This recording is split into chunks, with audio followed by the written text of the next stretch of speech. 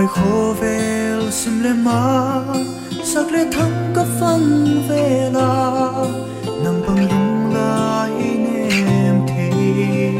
và la vẫn trôi đi lúc nhìn về cả kêu ngắm buồn lên từng la chu mấy đi lúc nhìn về là kêu kinh khát chẳng sâu băng cả hay dấu bôi nắng lưu bin suy lưng á mong dấu bôi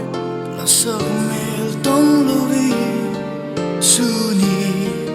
lệ giạt qua gió nhẹ nắng tâm điên hiểm thu cả lan xa lung sát na vòng kết sinh in không có sót mà lên sang băng cất tel cất suy lung mùa na băng phát tin khen lâu đi suy lung qua đi lệ không hiểu đi ý tiêm xa tiêm thu tê sang băng cất tel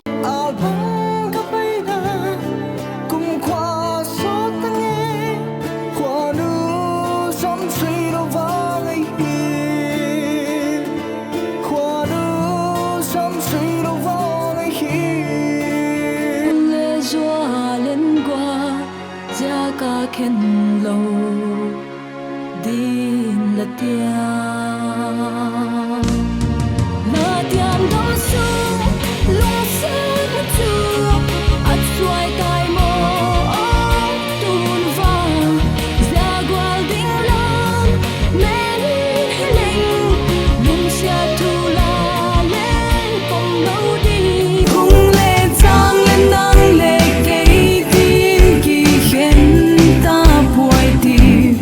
chú lu khát lại ghiền lá vẫn trôi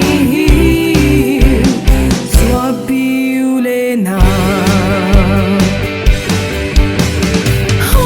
hong in khen chuam ngô in hong in khen chuam đây lâu in nắng lệ cây khen chuam su mà bằng xiang không